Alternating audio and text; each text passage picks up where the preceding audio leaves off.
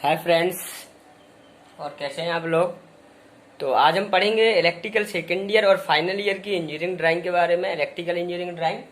और पिछली वीडियो में हमने अर्थिंग के बारे में पढ़ा था, what is the earthing, earthing किसे कहते हैं। और कुछ बच्चों के कमेंट आए थे कि सर अर्थिंग और ग्राउंडिंग में डिफरेंस बताइए।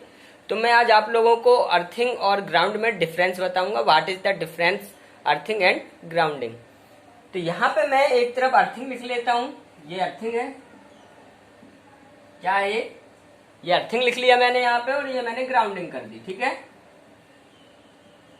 तो मुझे अब इसमें डिफरेंस बनाना है कि अर्थिंग कहाँ की जाती है, ग्राउंड कहाँ की जाती है। ठीक है, ग्राउंडिंग किसे कहते हैं और अर्थिंग किसे कहते हैं। ठीक है, ये क्वेश्चन आप लोगों ने पूछा था कमेंट्स में, इसलिए मैं बता रहा हूँ आप लोगों को। देखिए, अर्थिंग मैंने बताया था कि जैसे मैंने एक कूलर की बॉडी का पिछली वीडियो में एग्जांपल दिया था कि कूलर की बॉडी, अगर ये कूलर है, क्या है ये कूलर है ना, और इसमें अगर कूलर में क्या हुआ, कहीं से लीकेज करंट हो गई, मान लो मोटर पे जो कनेक्शन गए थे वहां से करंट लीक हो गई, तो बॉडी पर क्या, इस मेटल बॉडी पर क्या आ जाएगा, करंट आ जाएगा। तो उस करंट के लिए मैंने कहा था एक अर्थिंग वायर लेंगे और उसको क्या करेंगे, जमीन में लगा देंगे। ये जमीन है आपकी, तो ये पूरी की पूरी जो करंट होगी वो हमारे से ना होकर वो कहां से जाएगी, इस तार के माध्यम से जमीन में चली जाएगी। यहाँ पर जो मैंने अर्थिंग की है, जो तार जोड़ा है, वो मैंने पृथ्वी से जोड़ा हुआ है और कूलर की बॉडी से जुड़ा हुआ है ना, कूलर की बॉडी से जुड़ा हुआ है और अब पृथ्वी से संपर्कित कर दिया गया यहाँ पर। ठीक है, अच्छा, अब अर्थिंग में क्या करते हैं, ये मैंने बताया था कि इसका जो तार का रेजिस्टेंस होता है लगभग 1 ओम, 2 ओम, 3 ओम, 4 ओम, मैक्सिमम 5 ओम तक होता है। और हमारे शरीर का रेजिस्टेंस होता है, एक स्वस्थ मनुष्य का बेड कंडीशन में जो रेजिस्टेंस होता है वो 1000 ओम होता है। तो करंट वो रास्ता अपनाती है जिसका रेजिस्टेंस कम हो। इसका रेजिस्टेंस 1 ओम होगा लगभग, हमारा रेजिस्टेंस 1000 ओम है, तो 1 ओम वाले से करंट पूरी की पूरी, इसमें जो लीकेज करंट होगी, शॉर्ट सर्किट करंट होगी, वो पूरी की पूरी करंट इससे होती हुई जमीन में चली जाएगी। इसे अपन अर्थिंग कहते हैं, है ना। इसके लिए मैंने परिभाषा भी दी थी कि किसी भी वैद्युत संस्थान में लगे वैद्युत उपकरण के उन धातु भागों को, इनकी मेटलिक पार्टों को, उन धातु भागों को जिनमें करंट फ्लो नहीं होती है, को पृथ्वी से जोड़ने की क्रिया को अर्थिंग कहते हैं। ठीक है, अब ग्राउंडिंग किसे कहते हैं। ग्राउंडिंग के 2 उद्देश्य होते हैं, ग्राउंड के 2 उद्देश्य होते हैं। क्या क्या वो एम होते हैं, ग्राउंड हम क्यों करते हैं, 2 एम है उसकी। सबसे पहले देखना, दोनों काम देखिएगा। जैसे मान लो 3 फेज ट्रांसफार्मर है,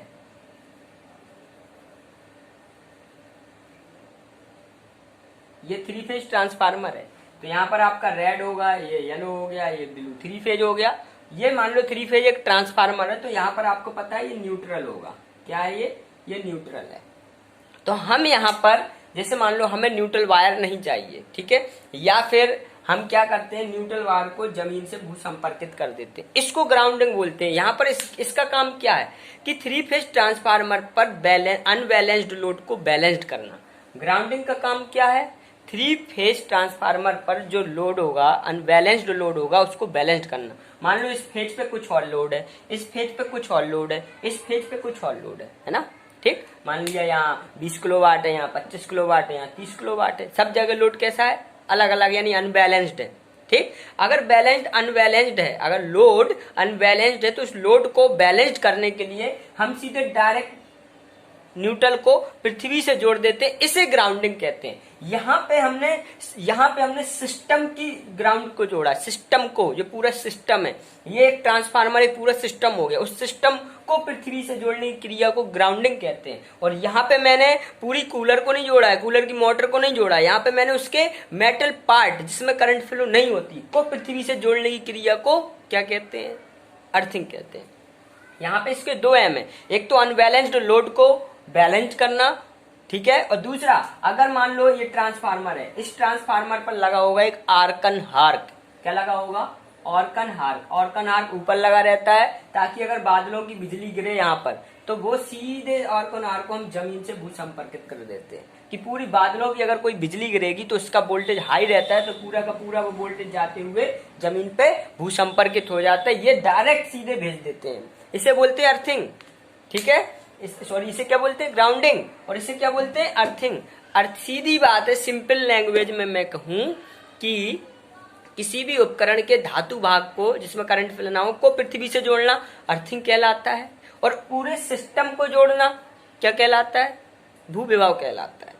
ठीक है, जैसे कहीं पे बहुत ज्यादा वोल्टेज आ रहा हो किसी उपकरण में, मैंने कहा यार मुझे तो इसको 0 करना है, तो मैं क्या करूँ, एक तार लेके पृथ्वी से जोड़ दिया, पूरा का पूरा वोल्टेज शून्य हो गया, भूविभव कर दिया, अर्थिंग, है ना। ठीक, उसे बोलते हैं अपन ग्राउंडिंग। तो ये डिफरेंस था किसमें? अर्थिंग एंड ग्राउंडिंग में डिफरेंस। आगे चलते हैं हम।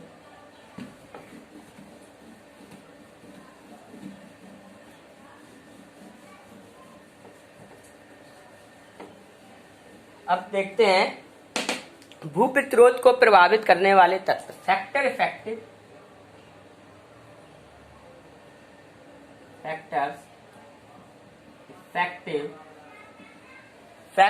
Effective the earth resistance.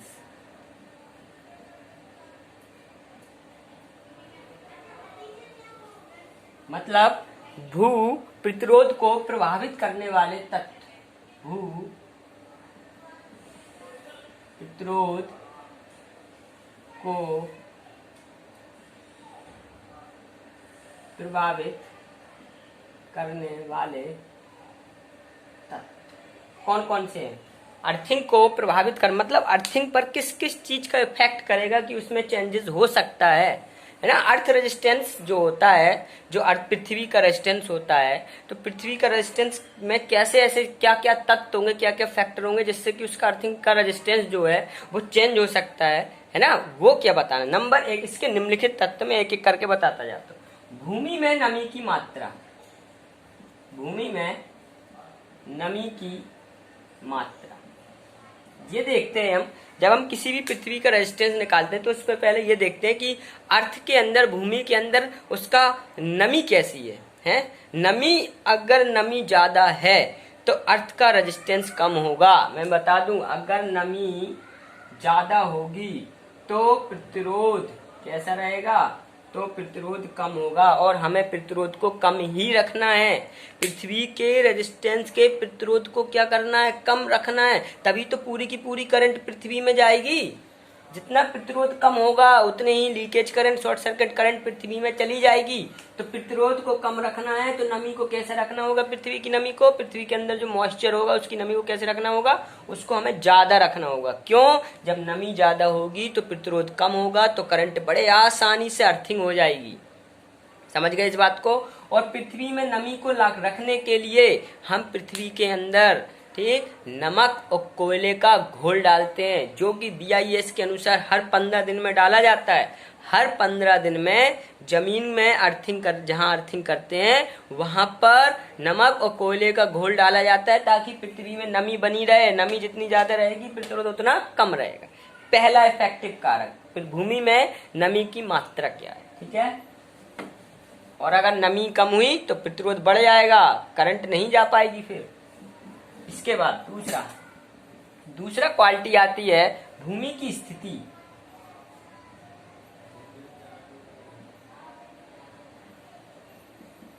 भूमि की स्थिति, ठीक।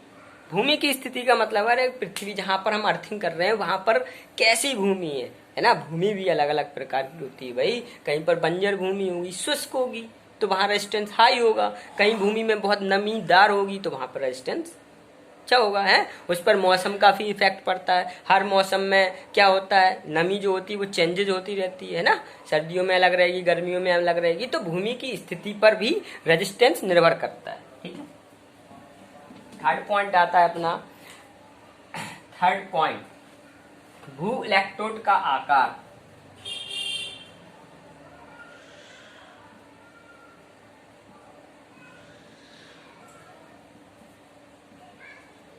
भू इलेक्ट्रोड का आकार तथा उनके बीच की दूरी। भू इलेक्ट्रोड का आकार तथा उनके बीच की दूरी। देखो, जो हम अर्थिंग करते हैं तो हम देखते हैं कि ये जैसे मान लो अगर कोई पोल है, ये क्या है, ये पोल है। मैंने इसको एक अर्थिंग वायर से जोड़ के, ये इलेक्ट्रोड, ये क्या है, ये इलेक्ट्रोड है। इसे इलेक्ट्रोड बोलते हैं, इसे इलेक्ट्रोड बोलते हैं। ये अर्थिंग वायर है, ये क्या है, अर्थिंग वायर है, ठीक है। तो मान लो ये इलेक्ट्रोड जो लगा है, इसका साइज कैसा है भाई। जो BIS के अनुसार according to standard bureau of Indian के अनुसार जो इसका साइज होना चाहिए, क्या वो उस साइज का है, प्रॉपर साइज का इलेक्ट्रोड है वहां पर। अगर भाई इसका इलेक्ट्रोड प्रॉपर साइज का नहीं होगा तो रेजिस्टेंस पर भी इफेक्ट पड़ेगा, रेजिस्टेंस भी कम ज्यादा हो जाएगा, है ना। तो भू इलेक्ट्रोड का आकार भी इस अर्थिंग रेजिस्टेंस को इफेक्ट करता है। दूसरी बात, अर्थिंग वायर ये भी इफेक्ट पड़ता है। भाई मुझे कहीं पे जीआई वायर यूज करना है, मैं वहां पे जाके कॉपर का लगा दूं तो अर्थिंग प्रॉपर वर्क करेगी ही नहीं, है। तो जो अर्थिंग वायर जो लगना है वही लगाना चाहिए, तभी अर्थिंग प्रॉपर वर्क करती है। तो अर्थिंग वायर भी उचित साइज की होनी चाहिए, अर्थिंग वायर भी उचित साइज की होनी चाहिए। इसके बाद उनके बीच की दूरी, इलेक्ट्रोड मान लो एक इधर लगा, एक अर्थिंग यहाँ होगी, इसके इलेक्ट्रोड लगा, तो इनके बीच की दूरी भी अर्थिंग रेजिस्टेंस पर इफेक्ट करती है, समझे। तो ये कुछ पॉइंट ये हो गए, आगे भी बताता हूँ। अगला पॉइंट है भू इलेक्ट्रोड का पदार्थ। भू इलेक्ट्रोड का पदार्थ, भू इलेक्ट्रोड का पदार्थ, मटेरियल ऑफ अर्थिंग इलेक्ट्रोड। ये जो इलेक्ट्रोड है वो किस मटेरियल का है, जीआई का है, गैल्वेनाइज्ड आयरन का है कि कॉपर का है, किसका है। जैसा उसका, मान लो ये कॉपर का लगा दिया हमने, ये जीआई का लगा दिया वायर, तो क्या प्रॉपर कार्य करेगा? नहीं करेगा, रेजिस्टेंस सबका गड़बड़ हो जाएगा। जिस पदार्थ का इलेक्ट्रोड हो उसी पदार्थ का अर्थिंग वायर होना चाहिए, यानी कि इलेक्ट्रोड और अर्थिंग वायर सेम मटेरियल के होने चाहिए। अगर ये सेम मटेरियल के नहीं है तो अर्थिंग फेल हो जाएगी, ठीक है। इसके बाद अगला जो आता है, अगला मैं बता दे रहा हूं, अगला पॉइंट है भू इलेक्ट्रोड की गहराई। अरे जो BIS ने निर्धारित की है कि इतनी गहराई पर नमी की मात्रा रहती है, ठीक है, और अगर नमी की मात्रा उस गहराई पर नहीं मिल रही है तो हम गहराई को 2.75 मीटर तक भी बढ़ा सकते हैं, ठीक। तो ये गहराई पर भी इफेक्ट पड़ता है, जो अर्थिंग का रेजिस्टेंस होता है वो गहराई पर भी डिपेंड करता है, ठीक है। अगला पॉइंट है कि जमीन में चारकोल की मात्रा यानी कि नमक और कोयले का घोल, और जमीन में नमक और कोयले का घोल है कि नहीं। अगर जमीन के अंदर नमक और कोयले का घोल डाला गया है तो नमी होगी तो रेजिस्टेंस कम होगा, और अगर घोल डाला नहीं गया है तो नमी क्या होगी? कम हो जाएगी। नमी कम होगी तो रेजिस्टेंस बढ़ जाएगा। तो ये भी एक इफेक्ट, ठीक है। तो आज हमने भू प्रतिरोध को प्रभावित करने वाले कारक पढ़ लिए हैं और इसके बाद हमने अर्थिंग और ग्राउंडिंग पढ़ लिए, ठीक है दोस्तों। वीडियो अच्छी लगी हो तो लाइक, शेयर एंड सब्सक्राइब करें और प्लीज बेल आइकन दबा दें ताकि हमारी हर वीडियो आप तक पहुंच सके, ठीक है दोस्तों। आज के लिए इतना ही काफी है।